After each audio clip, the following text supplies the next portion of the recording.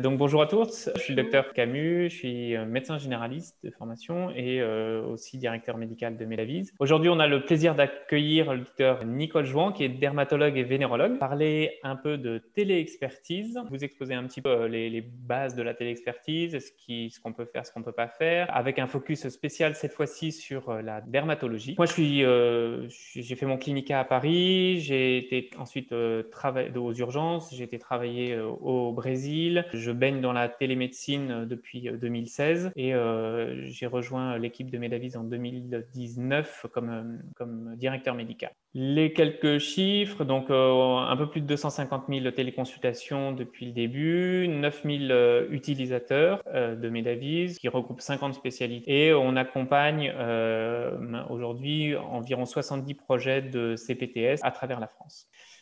Donc, le docteur Jouan, alors je vous laisse expliquer les anagrammes. Je préside la Fédération française de formation continue en dermatovénérologie depuis le mois de mars de cette année et mon association finistérienne en fait qui s'appelle l'Association des dermatologues de Bretagne occidentale depuis 1 an et demi. Et je suis élue à l'URPS des médecins.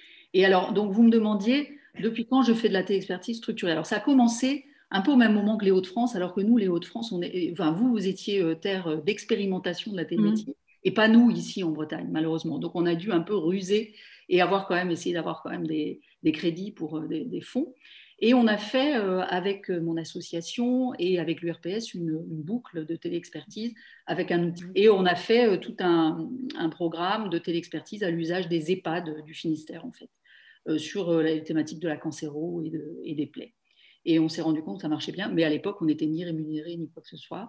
Et on a juste démontré, comme si besoin en était, à quel point c'était utile pour les patients et pour les équipes soignantes de pouvoir avoir une expertise rapide, en fait, comme au lit du malade. Quels sont les motifs les plus fréquents? Alors, clairement, c'est quand même très souvent autour de la cancérologie cutanée, hein, lésions cancéreuses, précancéreuses, lésions chez les personnes âgées, enfin, des kératomes. Surveillance de plaies aussi, ou des plaies chroniques ou un peu aussi, ouais, un petit peu aussi. Bon, quels avantages voyez-vous à la téléexpertise? Ça a une vertu de tri un peu et de coupe-fil en quelque sorte. C'est-à-dire que si vous avez pu, au cours de la téléexpertise, répondre à la question et orienter efficacement en fait, le patient, soit vers une consultation présentielle, soit vers une chirurgie, eh bien vous êtes plus rapide quoi, pour le patient, c'est du gain de temps. Il y a des petites choses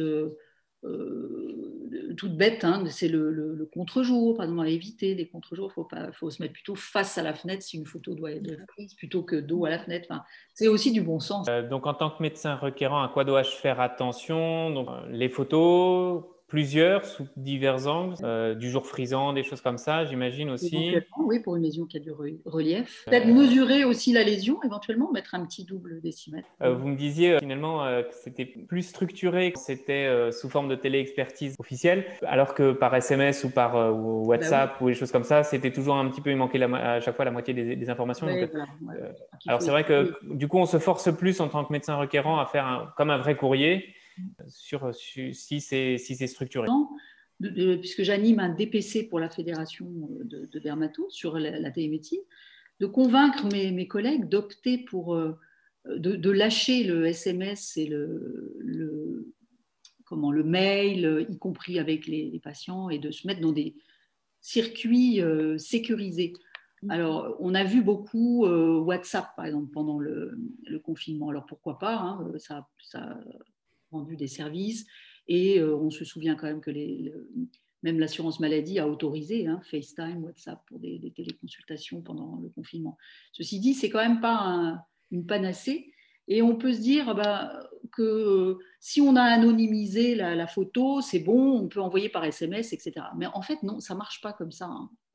Il y a une chose aussi sur laquelle on n'a pas insisté, c'est le délai de réponse. C'est-à-dire, il ne s'agit pas. Alors, il est évident que ce n'est pas la peine de répondre à une acte de téléexpertise 3 semaines après. Quoi. En général, c'était dans les 24-48 heures, oui. Oui, voilà. Le fait aussi que ce ne soit pas sur un outil dédié téléexpertise, empêche aussi d'avoir Oui, le ça rapport c'est final qui a vrai. une valeur, comme vous disiez tout à l'heure, qui a une valeur Collégial. médico-légale Voilà. pour la suite de la prise en charge du Ouais, patient. d'autant qu'il faut à chaque acte un dossier. Mm. Donc, si au moins déjà tout est concentré dans une solution, même si ce n'est pas le logiciel métier. Il me reste à vous convier avec Françoise pour notre prochain live qui sera le 26 novembre et où on expliquera comment mieux connaître les patients et l'environnement des patients grâce à la téléconsultation avec